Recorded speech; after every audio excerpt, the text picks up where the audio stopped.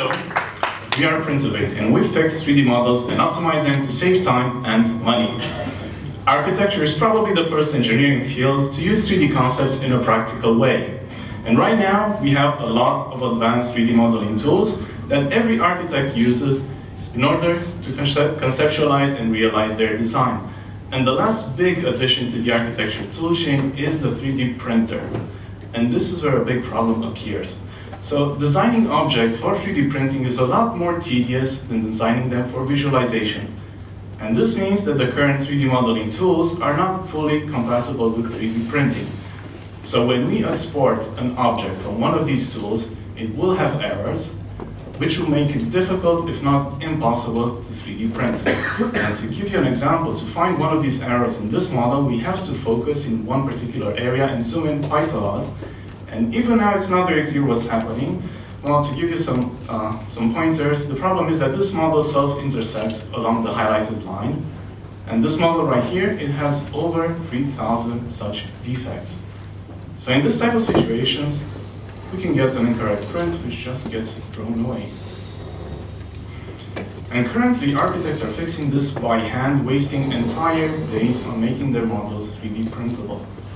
And our solution is an automated tool that can fix the models, and we can further optimize them to reduce the printing cost by as much as 80%.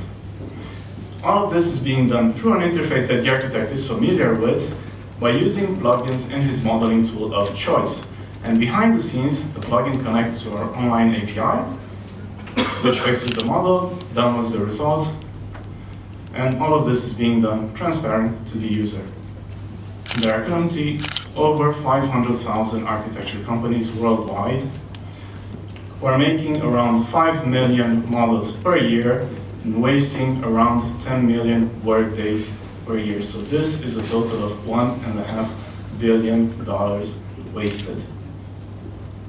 Our business model is straightforward. We're going to charge a price for a model that we fix, and our go-to-market is to integrate with the two top modeling tools that architects use, because they take up the majority of the market. So let's take a look at a quick demo here. I am first going to send the 3D model through Printivate so that we don't have to wait. And then it will take around 30 seconds, 40 seconds to process. And now I'm going to open this model up in a 3D model viewing program.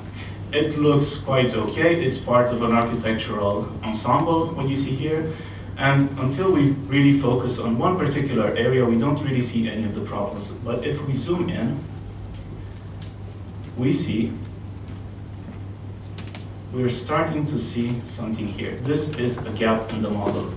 And this is a clear case where the tools that we use are lying to us because they don't know that they created this gap. Even the viewing program has trouble showing this because, as you can see, it's trembling. Okay.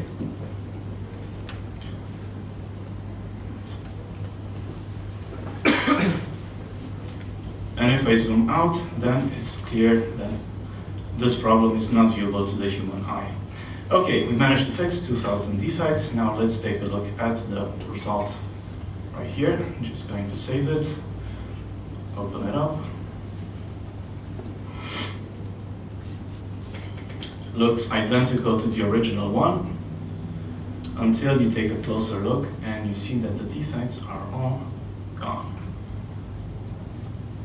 Again, we get the same shaky behavior, but the gap is not present here. So fixing this by hand would take around 4 hours. For us, it takes 40 seconds.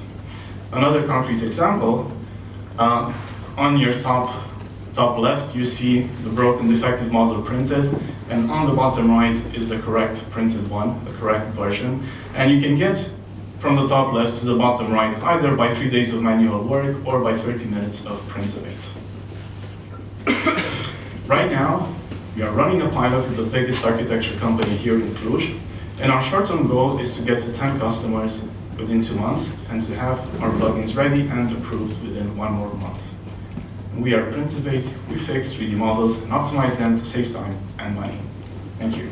Ladies and gentlemen, Printivate. Okay, what does the jury say? Seems like you've solved a big problem for these guys, but is this more of a bug fix on top of an existing software that they're using?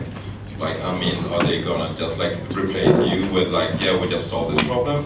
Or do you have like a sustainable business on your own that you think your IP is so unique that they won't be able to just like fix it and you disappear? So, thank you. This is a very insightful question.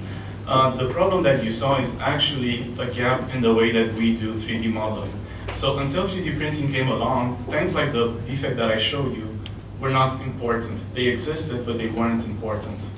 And now they suddenly became important because by mistake we end up designing 3D objects that cannot be represented in the real world.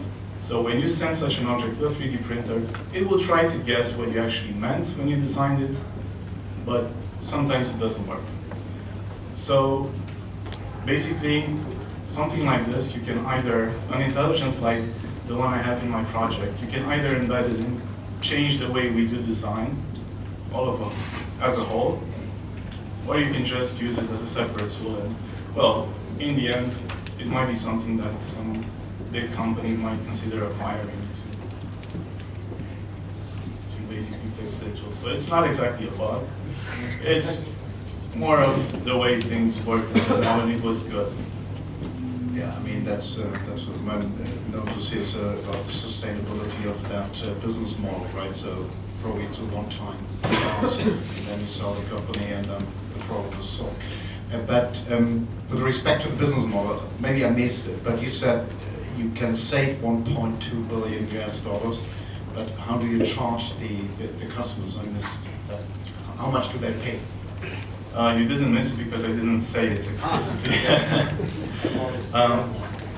Right, so we're still exploring this, but it will be proportional to the amount of effort that we save. So you can consider that an architect would waste 2 days making one huge building compatible with 3D printing. So that's a huge interval for us that we can tap into. We don't have a fixed price yet, but well, this will be comparable to that. So what's fixing it, for example, Autodesk just solving the problem themselves, hiring a couple of smart people and just making it another feature of the software? As I said, you can't really just add this on top. So they will have to change the way they do modeling. So this problem goes to the core of the way we do modeling. But then again, with enough effort, anything can be copied. So there's the Google argument right there. What would be the typical customers, and how do you get to them? Core target market for you? Typical customers would be architecture companies who do architecture design and want their models to be printed. Big, small, medium? Any size. It doesn't really matter. And we're going to get to them by using the marketplaces that already exist inside their tools. So this will be our channels. The two main tools that you saw there, from Autodesk and from Graphisoft. So they have marketplaces, and we're going to build plugins for those marketplaces and get to their whole customer base by using those. Sorry, can I ask a question? Sure, of course. Sorry. Is it patented? Can you patent the technology? I mean, if you do, I guess your answers are sort of answering the question. I don't think I have an answer for this question. I will look into it. Maybe that's your strongest thing. If you can. Thanks. Okay, ladies and gentlemen, the chance to get a full Printivate.